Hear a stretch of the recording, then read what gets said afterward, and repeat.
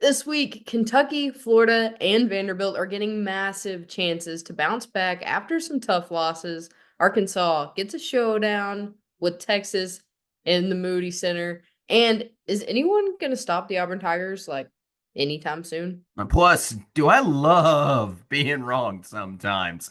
The Arkansas Razorbacks knock off the Kentucky Wildcats in John Calipari's return, and Tennessee dominates Florida at home. We're recapping the action of this weekend in the rebound. That's today and more on the Hoops Southbound Show.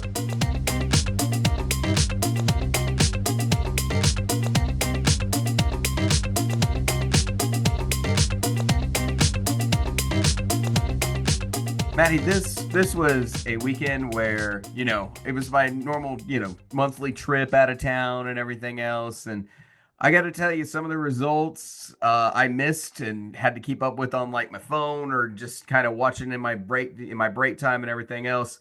There was some outstanding basketball this weekend.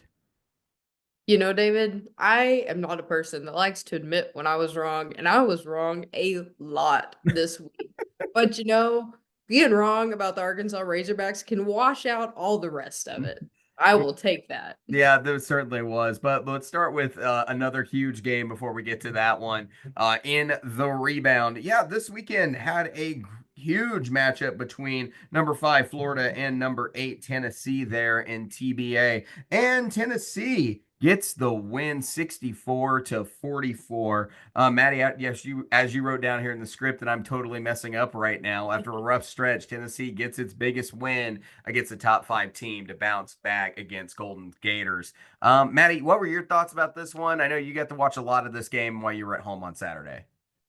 Yeah, so this one was one of those games that I would have expected a couple weeks ago from Tennessee, and then they started And we both picked getting, Tennessee. I do want to throw yeah, that out there. Yeah. definitely. But they've just been so inconsistent. It almost felt like haphazard to pick them to win this basketball game. But I felt like I was watching that team that was ranked number one a couple of weeks ago again in this basketball game. They did what they needed to do to get the job done and get this win over Florida. It did shock me though that this is the biggest win over a top five team um when they played Florida. I expected, much higher ranking competition to blow through there, but I guess usually Tennessee's a higher ranked competition, so I guess it makes sense. It was a low scoring game at the start of this thing Mhm. at halftime with, very competitive 24-21. It was kind of up and down. Very front of the game. Florida looks like they're kind of the better team. The Tennessee shows up there late in the first half. And then you kind of get you get a Tennessee lead going into the locker room, but it looks like Florida's going to stay right in it. But at the break, like 24-21.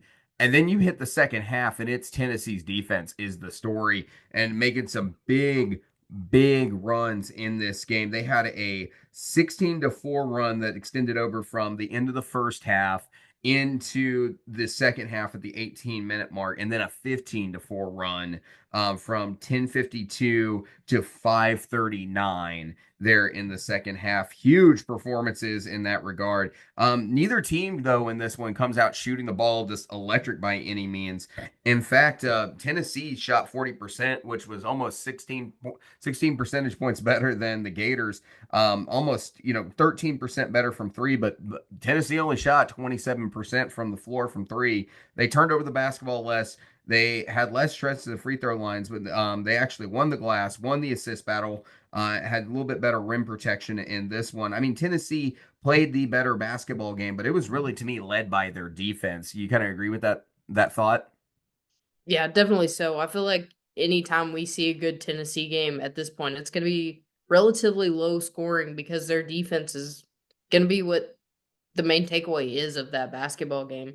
And, we keep kind of criticizing them, saying they need to find shooters other than Chaz Lanier, which I think is part of that, but also they just have a fantastic defense, and unless you can shoot your way around it, you're probably not going to beat this team. Well, And they're one of the players we kept talking about was Jordan Gainey, and Jordan Gainey comes off as one of the most efficient players on the floor. Going 5 for 13 from the floor. He gets that 1 3. It's not super effective, but he goes plus 19 in this game. puts up 16 points, 4 rebounds, 5 assists, and 3 steals. And that's kind of the story of this. It's good enough offense. It may not be the most efficient thing you've ever seen, but like that 3 steal stat line there, it's not uncommon. Meshack had two. Meshack had two. Boswell had one. You had blocks from Meshack, Para, and and Phillips.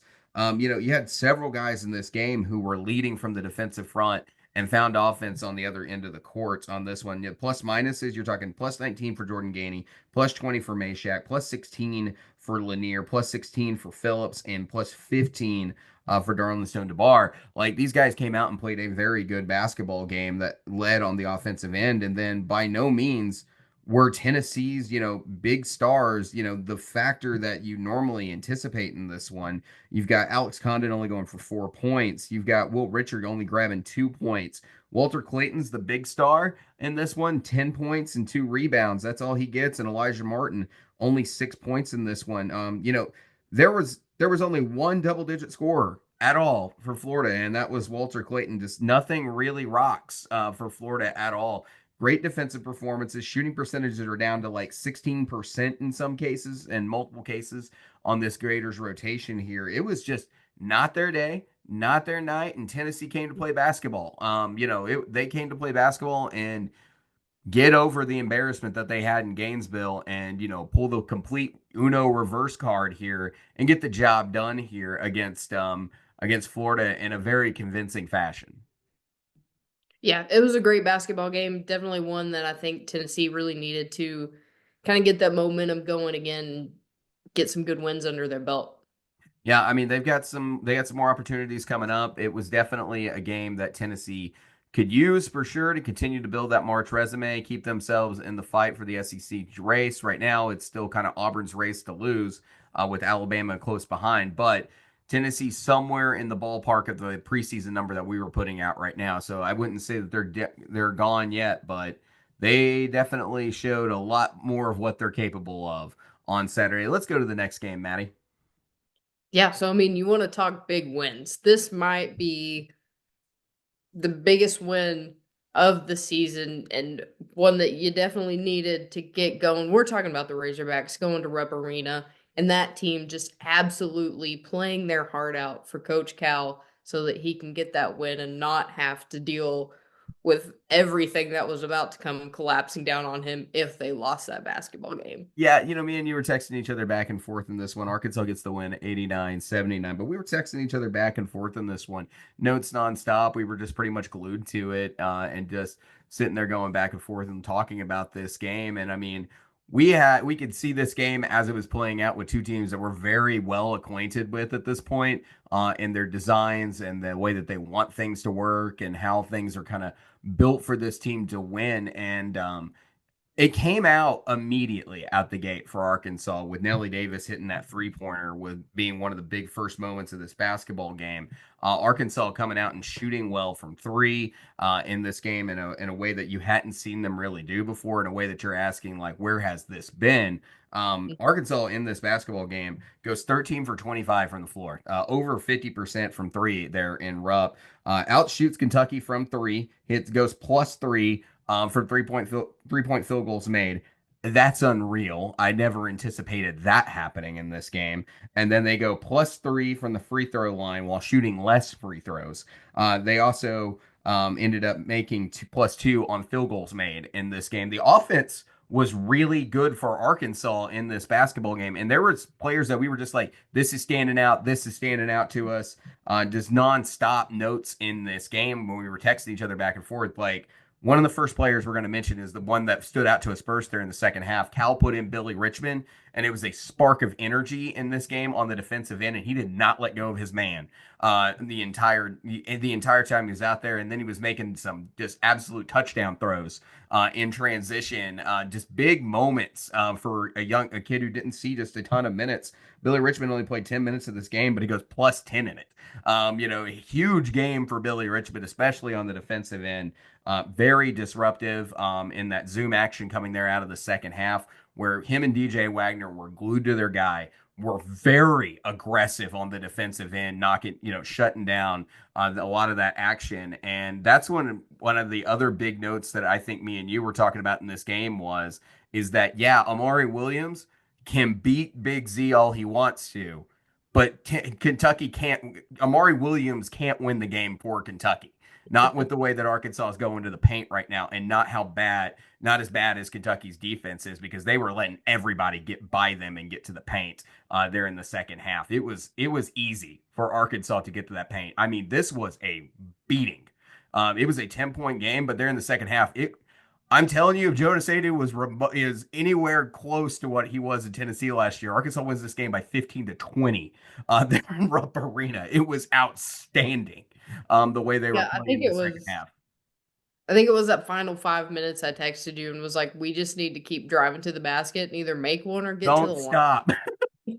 Like, it just keep pushing, because we finally saw kind of that spark in Arkansas's defense, where we saw, preseason, where it was just locked down defensive plays every single play. We texted a little bit in the early portion of the game, said we've got to stop them from around the three-point line, because there was a spark where I believe Kentucky hit like 3 threes back to back. Yeah. To back, I guess. They had an answer, though, for everything. Arkansas had an answer for anything that it felt like a moment Kentucky was going to get back in this game or turn the ship. Arkansas had an answer, whether it's Trevin Brazile hitting a corner three, or just DJ Wagner driving the paint and, getting the layup, or if it was the reverse layup that we saw from Adu Thero under the hoop over there. Like, whatever it was, whenever they needed an answer, they had an answer in this game. And it was continue to drive the basketball, or go find somebody on a pick and pop who is going to be wide open off the floppy action, and you're going to find somebody eventually. And I mean, we talked about the limiting factors for this Arkansas team. Is one of the big reasons they haven't been successful is you haven't gotten the contribution from Nelly Davis and Jonas Aidoo. Well, Nelly Davis goes for 18 points in this game, 5 rebounds, and 6 assists. He's out there finding people. But like, the other side of this is that DJ Wagner was doing the same thing. He was finding people. He was out there with 8 assists in this basketball game and 70 points. Arkansas had 1, 2, 3, 4, 5, 6, 7 players over 50% or better from the floor in this game. And it's because they kept finding baskets that worked for them in this one. Very impressive performance here from this. But I mean, like, where has this been? Where has this been? And that's the question right now for this point. I know obviously it's a game that everybody gets up, and it's, you want to show out for coach and you want to represent your coach and everything like that. But like, that's the question now. Where has this been, and can you carry it over into the next game? That's the big thing to me, because you got another huge opportunity against Texas, and that's what Razorback fans want now. Yeah, for sure. I think looking forward, this is where Coach Cal has to go into that Hall of Fame coaching mode. Like, you've given us this in this basketball game, so that's going to be where the bar is. This is going to be the expectation. And if you don't play like this, we'll find somebody else who will. I mean, like, you've got to bring this game. You got to keep this momentum going here to reach your goals. But that's the other side of this too, is that there is a heartbeat now. Because yeah, sure, you got off the mat and got a win, but when you sit down and think about it for just a second, Arkansas is now 2 out of their last 3 games with wins over Georgia and Kentucky. If you didn't lose that Oklahoma game, we're in a different place. I did not have Arkansas beating Kentucky in Rupp in the preseason. I did not have them for sure at this point coming in and beating Rupp or beating Kentucky in Rupp in this one. This was a stolen game against the computer, against my own thoughts, against everything, and they just did it. And getting this win, it's a massive Q1A victory. This is one of the best wins you can get in college basketball, and you get it on the road. There's a pulse now. It's like someone coming back from a coma, and this, like, you start seeing the machine go beep for the first time in a while, and like, everyone's pumped up now. Like, it's like, okay, you have a pulse. You're ready to play some basketball. This saved the season. They've got to go now like either 6-4 or 5-5 in the last 10 games. They play like that. You got a shot now at making the tournament. Because now you got some key wins over Michigan and Kentucky, and you've got the quad two victory over Georgia. Keep building those resumes. There's no bad losses out there. As long as you're winning games, you're going to improve that resume. This is a rare season for this. So you've got a chance as long as you're winning basketball games. So it's a big moment for Arkansas season. Can they keep the momentum up? Because they certainly got the win they needed to keep this season alive. Just a lot of things in this one. I'm going to ask you a couple questions, Maddie. What did you think about the trash talking late in the game? Oh man, I loved it. You I know, did too. I, usually if it's not my team, I'm like, oh, that's ridiculous. I get, but to see what's happened up to this point in the season, to see them, filling themselves enough where they can talk trash and they can, just get back on the floor and play competitive basketball. That spark is alive and well, and that's what that showed me right there. I have no idea what Nellie Davis's real insult meant when he said, like, we know who the real Kentucky is. I don't know what that means. It sounds stupid, but I'm just glad they're jawing because that's a team. They had guys who were responding to the fans saying bad things to them and Rupp and back and forth. Like you ever think everybody's seen the video now where the fans and Rupp are saying nasty things to the Razorbacks and players that they're coming off, they're talking right back. You have the fight between you have the Amari Williams, Janelle Davis, and Billy Richmond texts going around late in the game. Like those are things that I know there's somebody who's like out there going, it doesn't belong in the game. Bro, go watch some Big East basketball from the 80s. Like, I'm telling you, man, like that is stuff like Georgetown did that. Like, give me that kind of energy. Give me that kind of energy all day long. I loved it. It is a team building moment for this. And I talk, man. Talk. You already won the game. Go ahead and win the head game while you're at it too. Like, I'm a huge fan of that, of the jawing, of the talking. Like, that is college basketball. And Mhm. heck, they do that at the pro level too. I don't think anybody talked more trash than Michael Jordan and Larry Bird. So, oh my goodness. But for Kentucky, they're fine. They're going to be fine. They got huge wins on the resume. Obviously, this is one they did not want to lose as a fan base, but I don't think it's going to hurt them in any way on their resume moving forward. Yeah, they'll drop in the AP poll a little bit, but it's not a bad deal at all when it comes to how they're going to have their resume looked at the end of the season. Probably still somewhere in the 3 to 4 range as far as an NCAA tournament team, somewhere in the top 16.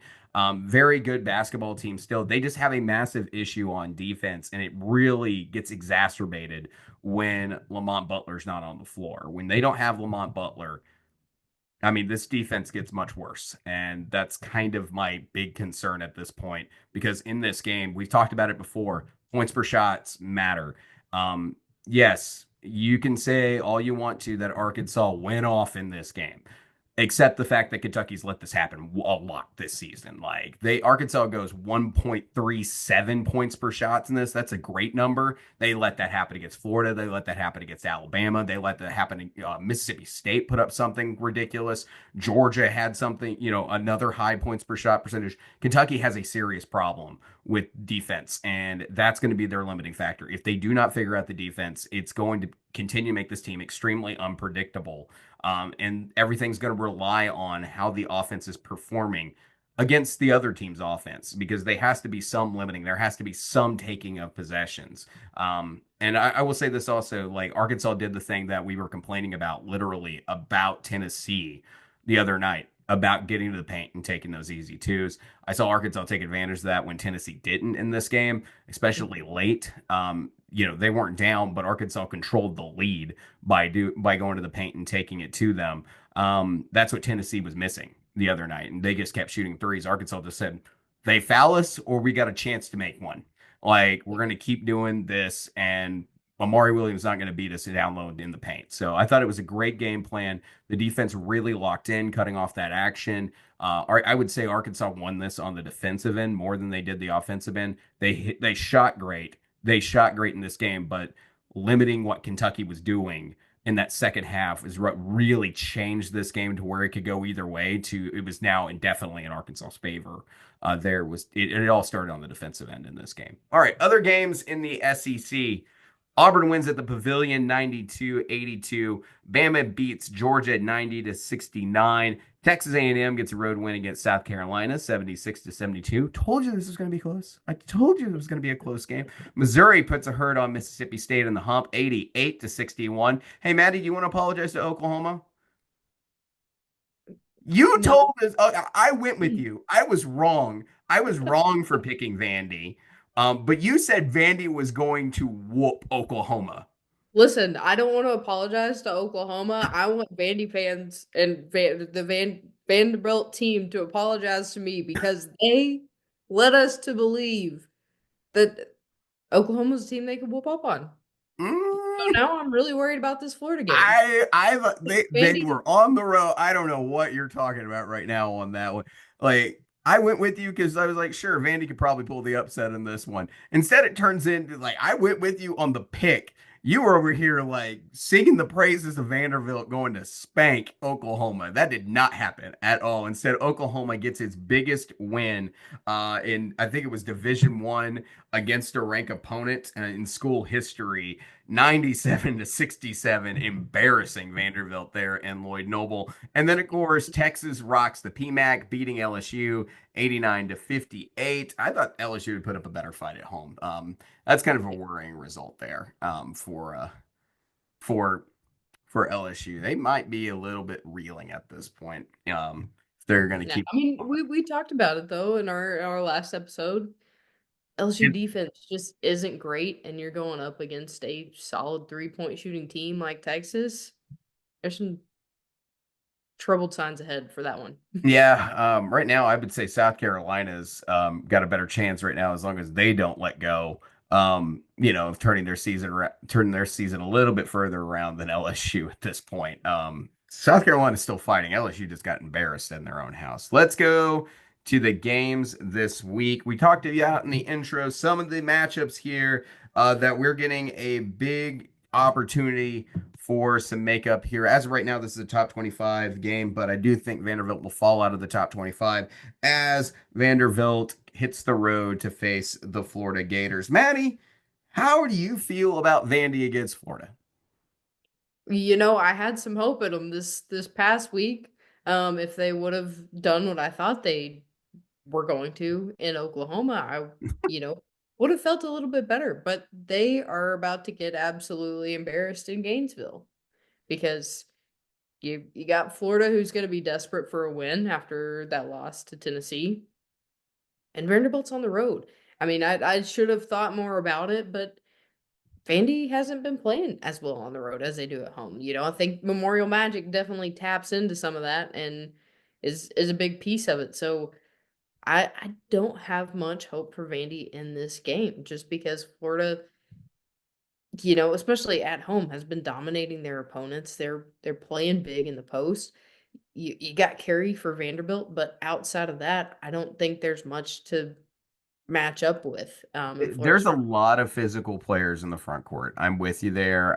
When you look at Florida, and I think that's you're right. I think it's something that Vanderbilt doesn't necessarily have. Like, when you talk about McLaughlin being good, Carey's good, and then Tyler Nickel and Mignon. Like you got guys, but like nowhere the size that Florida's playing with in their front court. When you look at Alex Condon coming in at 6'11". You're looking at Hauk coming in at 6'9". You got Ruben Chinyelu at 6'10". Sam Alexis at 6'8" to do a little help there. Like there's a lot more size in this front court for this Florida team, and they rebound well too. If they're out there rebounding the basketball and putting a stop to things, I think that's definitely going to be an effective approach for Florida. The guards are good for Vanderbilt, like Jason Edwards and AJ Hogard are very, very talented players that can lead this team. I've been impressed with Tyler Tanner and the limited minutes that he's gotten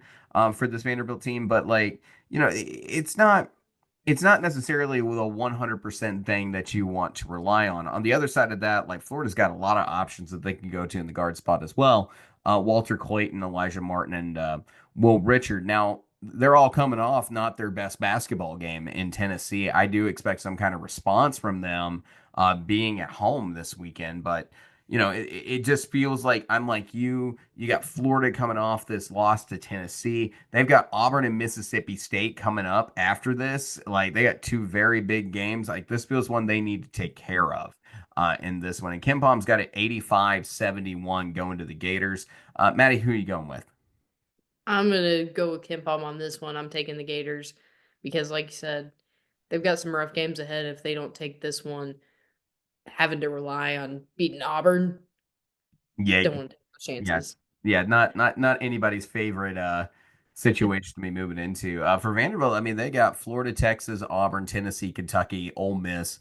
There's not an easy game left coming up for Vanderbilt. There is no easy games in this conference. Let's be frank, but like they're at an odd spot in their season overall. They're projected right now to only have one game that they win outright right now, and that's going to be their home game against Arkansas on Kempom. Everything else they're projected to lose, but they're expected to finish 7-11 in this conference. Right now, they are on the edge of getting, that tournament momentum they need. They got to figure out a game they're going to go upset somebody. But right now, I'm with you. I'm going Gators in this game. I think there's going to be other opportunities out there for Vanderbilt where they can get the win that they need to get their NCAA tournament hopes exactly back on track where they want it to be. Let's go ahead and let's go to the next game, Maddie. Yeah. So next up, Kentucky's got what they can hope to be a little bit better of a game, but going down to the pavilion to face Ole Miss, probably not what you want to do coming off of a loss. Like I said, Kentucky going to Ole Miss. This game's going to be a hard one for them because Ole Miss, even though they, have had a couple of games these past few that they haven't played their best, they're going to play well at home and they're going to play well against a good opponent like Kentucky. And Miss Ole Miss is kind of reeling just a little bit. You make a great point there with that one. Since the Mississippi State game, they've lost four of their last five. Yeah, Ole Miss has got a chance at home to play Kentucky here and get back and get right with everything because they have a favorable stretch ahead here after this Kentucky game to kind of get themselves where they want to be. Two road games that are very winnable for them, and then a return trip against Mississippi State at home. Like that's got some favorability to it, and then they got a game against Vanderbilt. So the stretch here, this is a big opportunity for Ole Miss at home, and maybe one that can lead them a little bit more toward a winning streak of some sort here. There's the computer really likes Ole Miss right now for these next couple of games here, but you can't imagine Kentucky's exactly happy about the spot they're in after the game with Arkansas. Kentucky's has lost three of their last four. They're in a spot they don't necessarily want to be in, and they're projected to lose this game against Ole Miss. So, um, you got to find factors that are going to work in your favor. Now, what some of those factors are is Kentucky's been a decent rebounding team. Ole Miss has been shaky on the glass. Again, we saw that again when they played Auburn this week. Is that you just don't have the kind of rebound that you need, and that's why Texas hung so close against Ole Miss. But there is good shooting for Ole Miss as well with Sean Padula and Jalen Murray, and you just go down the line here of that backcourt that Ole Miss has, and they don't turn over the basketball very often. Kentucky's a little bit more like they can shoot, but they are gonna turn the ball over a little bit more. But they do rebound a little bit better than Ole Miss does. So it's one that I can see sort of going either way at the end of the day. But this is going to be one with a home court presence. You're talking about for Kentucky, Otego Away, who right now is averaging 15.6 points per game and 4.5 rebounds, and Jackson Robinson, who's out there hitting threes like crazy, and he's been absolutely great, getting 13 points a game. But you're kind of still not sure about the availability for Andrew Carr. And you're not really 100% sure about when Lamont Butler is coming back for you either. So, I mean, there's some factors not going in necessarily Kentucky's way at this moment. yeah, I think you hit the nail on the head there with Ole Miss's keys to winning this game. Kentucky's not great at taking care of the ball, especially when they're trying to push pace. So I think, Ole Miss, one of the best teams, grabbing steals and turning it back around. I think that's how they win this basketball game if they want to get a win here. Yeah, I do think so. Is that it starts on the defensive end for Ole Miss, who's top 15 right now in Ken Palm on defense, and a very good offense that they have combination to with that I think can run a little bit with Kentucky. So if Ole Miss is winning on the defensive end, that's going to make a big impact in this game. And Chris Beard just watched that tape, like he can see what happened, and how you counterbalance that zoom action is with an aggressive front. So I definitely think that this is a game that Ole Miss can be very challenging for Kentucky. And I definitely would lean Kentucky at their home floor in this one. But like this one feels like, this is an Oxford and Ole Miss needs the win. And they're going to have more opportunities, but like this is one of their last big ones for a little bit until they get that game on February 15th against Mississippi State at home. This is a big opportunity, and I think it's one that Chris Beard is going to be hyping his guys up for. Both these teams want wins right now and to get back on the track and the pace that they want to be on, and a chance to collect a higher end seed in the tournament. Ken Palm's got this game going 80 to 77 at 61% going to Ole Miss. Maddie, do you like the shooting and Padula and Jalen Murray and Matthew Morrell to keep pace with Kentucky's offense, or do you think the defense for Kentucky can step up and limit a few possessions? Or what's your thoughts? Who are you going with? I'm gonna go with Ole Miss's defense on this one. I think their shooting is adequate enough to keep up with Kentucky, but I think the defense is really what's going to edge them out um, to help them get the win here. I am also going to go Ole Miss in this game. I like the defense. I'm liking the way that they're playing overall. They've just been on a tough stretch, and I definitely think that Chris Beard can get these guys going. You're going to have to win the glass in order to pull that off there on the road, but I'm going to go Ole Miss in Oxford with a big chance to get a big win at home in this one. So it's not the result that you necessarily want as a Kentucky fan. They certainly have a chance to win this game, and I would expect some attitude out of them after the loss they just took. But I'm going Ole Miss for now. This is going to be one of the tighter games that we see this week. Let's go on to the next one as Oklahoma makes the trip to Neville. Maddie, it just seems like every time we talk about a game like here of late, the Tennessee game was definitely hyped up, but like for some reason, like I don't know. How does Auburn just get a game against like, anybody they want with a poor defense or like the lower half of the, I don't know what's happening here. It just seems like they get a lot of these right now. I don't know. I mean, I can't decide if Auburn's just that good They are or pretty darn good. Like, let's not every make a time mistake here. we talk about them, we're like, oh yeah, this team hasn't been the best. But then also, I feel like Auburn's just outclassing everybody. So it's hard to even find a comparison somewhere. We saw them against what at one point was the second best team in the SEC in Tennessee. We saw them blow them out. Well, not blow them out, They but didn't blow him out. What are you talking about? Tennessee came to fight in Neville. They came to fight. It was the stupidest game and score you've ever seen. It was yeah. 53 to 51, but like, yeah, they didn't blow Tennessee out by any means at home.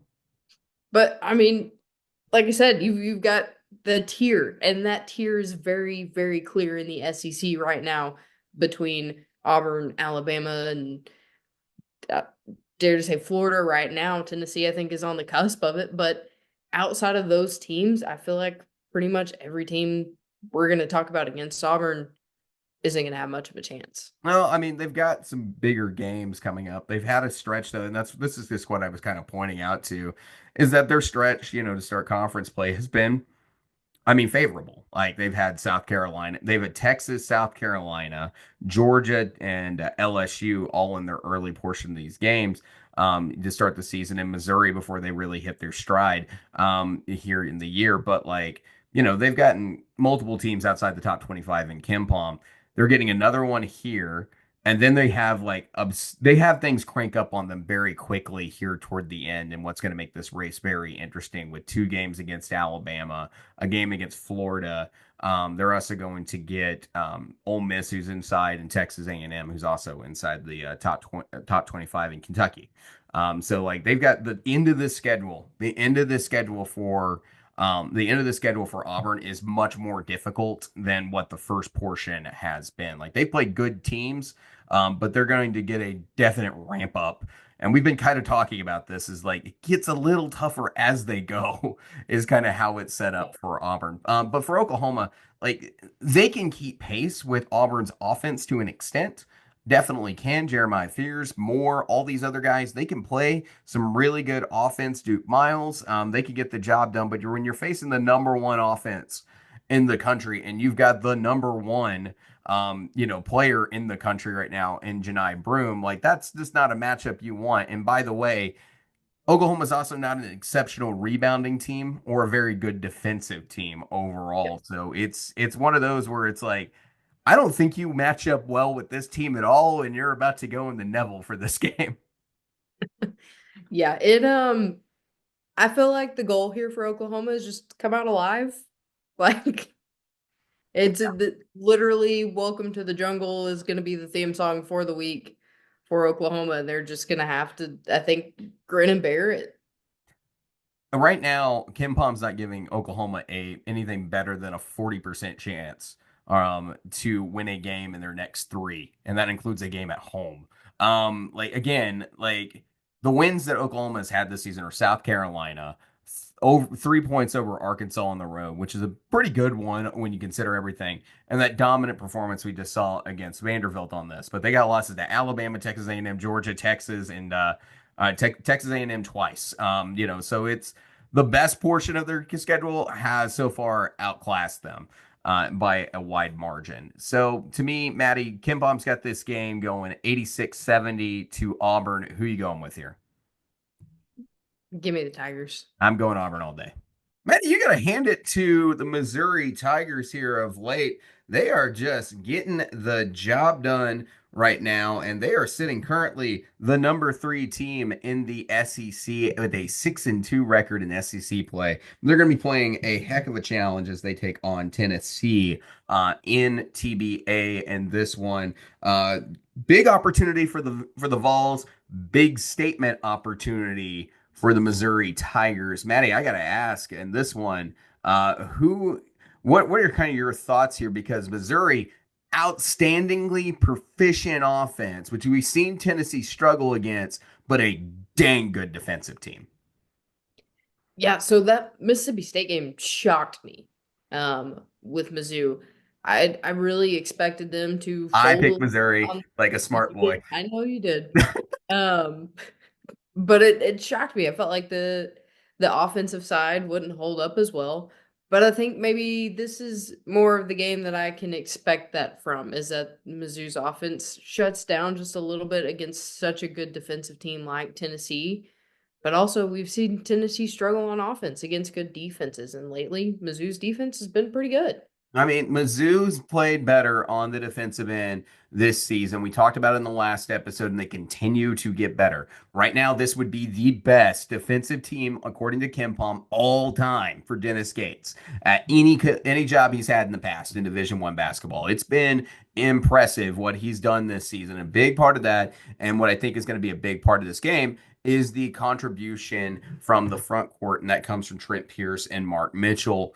Namely, those are the biggest contributors there, and they're going to have a huge matchup opportunity against Felix Okpara and Igor Milicic. In that last game, when this over Saturday, when you break down the stats, Missouri's out here, and you've got coming into this Mark Mitchell, who plays 20 minutes and goes plus 15, and then you've got Perkins going plus 18 with 8 points in this game. Not Perkins. I'm sorry. I got Pierce had 9 points and went plus 6 and collected 7 boards. I saw the wrong P name on my spreadsheet there. But yeah, you've got guys who are making big contributions for this team. Josh Graves found himself a home, and he had a double-double in his last game with 10 points and 11 rebounds for Missouri, and goes plus 18 against State.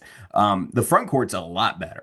A lot better. And that's really what's raising the level for Missouri this season and what's making them such a proficient basketball team and a much more difficult defense to play with. So I think that's going to be the collision between the forwards is going to be a big deal. There's some really good guards, and Caleb Grill is shooting the lights out right now. He's coming in right now averaging just outstanding numbers. I'm clicking the wrong stuff here to pull them up. Here we go. Yeah, Caleb Grill is averaging 13 points a game and almost 3.5 rebounds a night, and he's shooting the cover off the ball. He's capable of going off at any given moment, and we just have not seen Tennessee's offense be consistent at all outside of Chaz Lanier. We saw some better play from Jordan Gainey, but not his better play, but them leaning on him a little bit more for Tennessee. So I would like to see Tennessee continue that using those players that are a little bit more proficient shooting. Yeah, I think that's going to be the key in this one to Tennessee is use that defense that you're used to, get some defensive stops against this great offensive Missouri team, but also you're going to have to find other scorers outside of Chaz Lanier. You're going to have to lean on Jordan Gainey. We'll hopefully see Zakai Ziegler. I mean, Back, yeah, after he was questionable for that Florida game and didn't play. You're kind of hoping that he gets back after the latest on that. When you look at the current update on that, he says, I know Rick Barnes was saying, I know that if Zakai could have gone, he would have in this game. Not sure exactly what his status is based on what Rick Barnes has said so far. So that's important too, is your number one facilitator kind of being missing right now for Tennessee and whether he'll be in this game or not. yeah, so that's another aspect of it that you got to watch out. But then again, he also doesn't produce a ton when it comes to getting points on the scoreboard. Yes, he's a great assist man, but if he's in this game, hopefully we see him get some more efficient shots up. If we see Zakai come out and he has an efficient night, which he just really hasn't been super efficient throughout the course of the season, he's put up good numbers, but like the 3-point shooting, for instance, has been under 30% on the year. Like if you could get something out of him, that would be great. But like to me, this is a game where you got to lean on Chaz Lanier, you got to lean on Igor Milicic, and you got to find Jordan Gainey a pretty hot-handed role in this one and get him set up well in this game. Now, there are things to like. Obviously, Tennessee can beat good offensive teams. They just did against Florida and shut them down on the defensive end of the court, is how they got that done. Do they do it again here? Are they capable of it, or was it just a case of we got embarrassed against Florida and we're playing our best basketball? I'm hoping we see them at TBA. That gives them a little bit of a boost, especially when it comes to the shooting side of the ball. But I don't know. Like we talked about, Tennessee's been so inconsistent as of late. It is hard to pin down this team and decide which one's going to show up and play. There are two road victories so far on the season for Missouri, and they're massive. Florida, which they won that game by 1 point, they jumped out in front, and while Florida was pounding back, Missouri just kept them at arm's length until the end of the game, and it came down to the last second in that one. And then this dominant victory against Mississippi State. The other two losses have been against Auburn and Texas. Those are strange when you consider the road games that you would think Missouri would win or lose in this one. And I think that makes it a tougher question to answer just a little bit here. Missouri's playing great basketball right now, and they've won 2 in a row here. They've won, out of their last 4 out of their last 5, 6 of their last 7. They've been really good. They've been a talented team and they're hard to deal with. When you look at it from Kim Palm right now, they've got Tennessee winning this basketball game 71-62. Maddie, who are you going with? I'm going to go with Tennessee just because it's at home. We saw them play well against Florida, and that was without Zakai Ziegler. So maybe they figured it out. Maybe Zakai Ziegler's the impact point, but we hope to see him back facilitating a little bit more. But I think Tennessee is going to edge this one out. Not knowing the full status on Zakai Ziegler, and Missouri being as hot as they are right now, I'm going to go Missouri to beat Tennessee in TBA in this one. I think that Caleb Grill can have a good night, and I think there's enough options out there between Perkins, Warwick, finding a different guard to go off at some point. But Caleb Grill's been outstanding. Tamar Bates is another option that you got. So I'm going Missouri in this one with the upset, a very big upset if they pull this one out. But I think they're capable of it because I definitely think they're more than capable of outpacing the efficiency rates that Tennessee's going to put up there. I think their offense can be much more productive. Get out there, hit double-digit threes if you can, if you're Missouri. And if they get in there, if they hit 10 threes, I think Missouri wins this game pretty easily. Let's go to the next one. All right, LSU on the road to face the Georgia Bulldogs. Both of these teams with hopes to continue to maybe put themselves in a decent spot, but we see that kind of sliding for LSU. Georgia, on the other hand, not looking too bad. And if they can pick up another win at home, just adds to that resume. It's really just they need to win games. Georgia needs to win games that they should win, and you're back in the stag. They had a lot of road games, which is just making their record really hard to look at. But when they've been at home, they've been a good team. They've only dropped one game at home so far this year, and that was to Auburn, who they lost to by 2 and had a last second opportunity to send it into overtime. Like they've played well at home and have been, with wins over Kentucky, Oklahoma, and South Carolina. This is another one of those opportunities where I just see that Georgia, with the home crowd behind them, definitely has a serious chance of pulling off a win in this one. But like for certain areas you're looking at, we've talked about LSU being a little bit undersized. That's not a problem for Georgia because their biggest strength is their front court and all the talent that it has out there with Asa Newell and RJ Godfrey and Dylan James. Just the option that they have to go down, in the down low post area. I just don't also see, the way that LSU's been shooting the basketball. We're talking about one of the worst offenses in the SEC. The way that they shoot the basketball, I just don't think that it's really a big deal that Georgia's guards are not the most offensively proficient on this team, and they're really good on the defensive end too. So I don't think that LSU is going to just start shooting like crazy on the road against them. Is how I have logic going down here. Like Silas DeMurray, and more than capable of putting up points. Blue Kane, if he's hitting some threes in this game and he's getting on a roll and collects a few boards himself, like it just really feels like this should be a Georgia victory. And then they play really good offense and just, they play really good defense and they rebound exceptionally well. So it just a lot of things here in favor for Georgia. Yeah, I agree with you there. Like you said, that front court has been phenomenal, especially when you're not having to go up against the best front courts in the SEC. When you're looking at LSU, like you said, they're a little bit undersized, so I think Georgia's going to dominate down low. And then you've got some shooters as well, if that's not working for you. Ken Baum's got this game 73-64 at 77% going to Georgia. Maddie, to me, this is Bulldogs all day, especially the way that LSU looked in their last matchup in a game that they should have been a little bit more competitive in. I'm starting to worry if LSU is playing any more basketball really for the rest of the some actual basketball for the rest of the season. Yeah, I'm going Georgia as well here. I think they've just been great against teams that they have decent matchups against. And I think, LSU's ones that they can dominate those matchups and be able to produce on the court. Well, it's not like this isn't the most anticipated game that I've been waiting for all season. If you know my family and everything else, as Arkansas takes on Texas down in the Moody Center in Austin. Maddie, of course, this is a historic series that going back over 100 years, but it's been a long time since these two have faced each other in an actual basketball game. They had a game where they faced each other in exhibition a few years ago. But Texas versus Arkansas, it's a big basketball game, especially now with this win against Kentucky. Does Arkansas keep it going? I don't know. I'm very interested to watch this game after we saw Arkansas get back to their prominent defensive ways against Kentucky.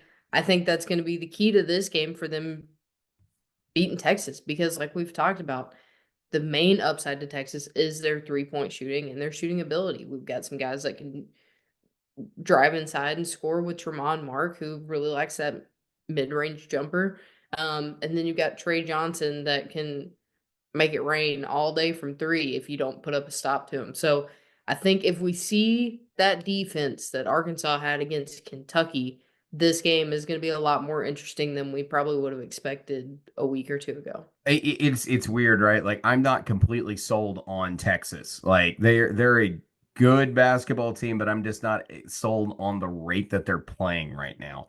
Yeah, sure. I would love to watch Arkansas pull this upset, but this being on the road and, there's some other issues in this game that make it unfavorable for you. I'm not sure.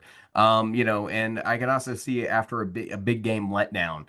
For Arkansas after what they pulled off against with Kentucky, I could definitely see those factors taking place. It's just really what kind of momentum Arkansas is going to have and what they've, put together momentum wise and everything else going into this final game or going into this, final stretch here as they try to get themselves into the NCAA tournament.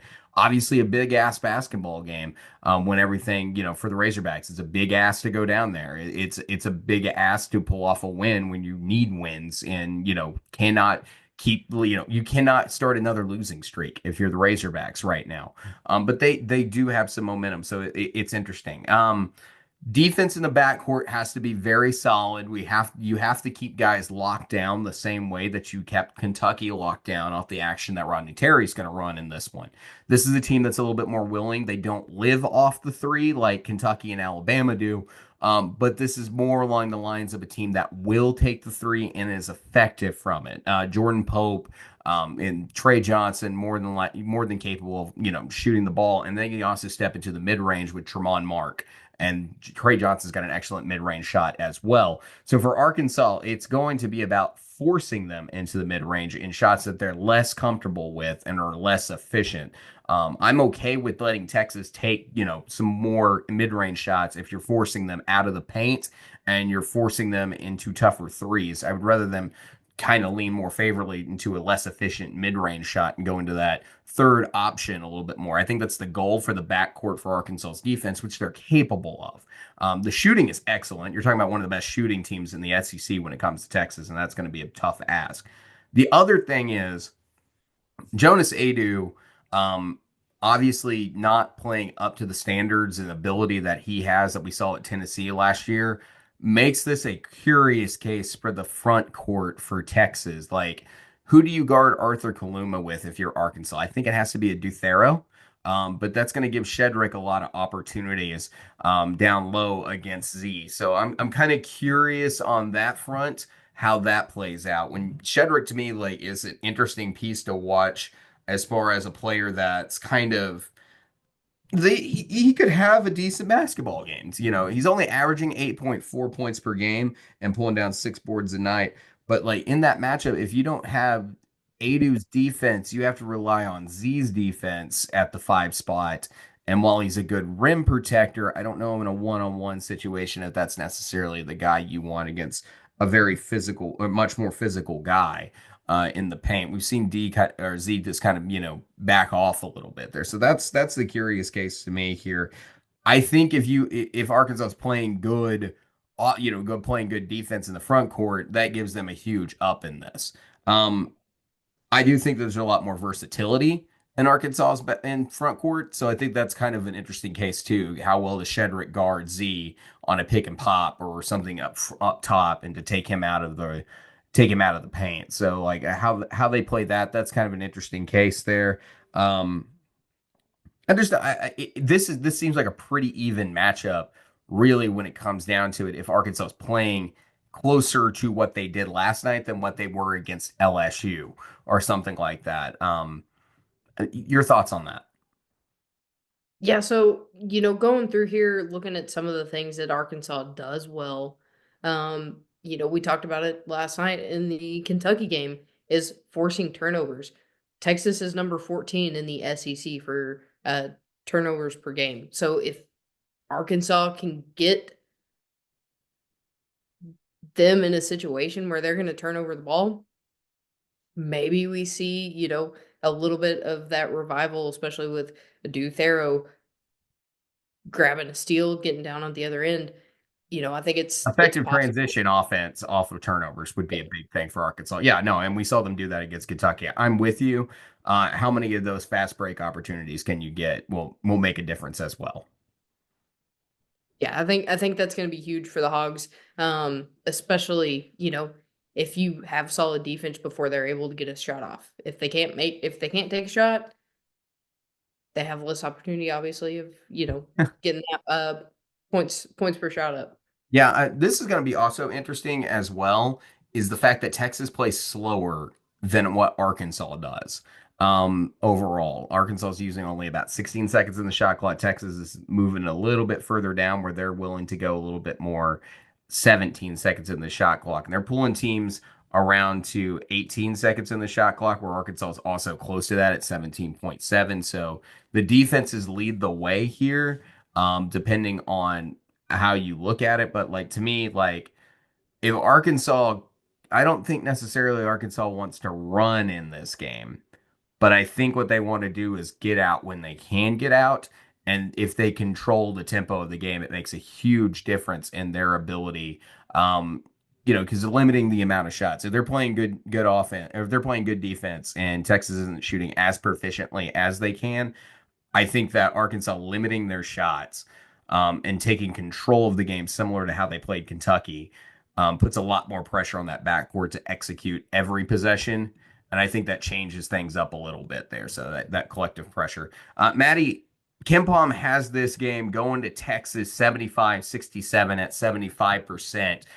Who are you going with? I'm gonna go with the Longhorns at home in this one. I just feel like we are not gonna have the same Arkansas team that we had against Kentucky. So I'm just not gonna get my hopes up for this basketball game as an Arkansas fan.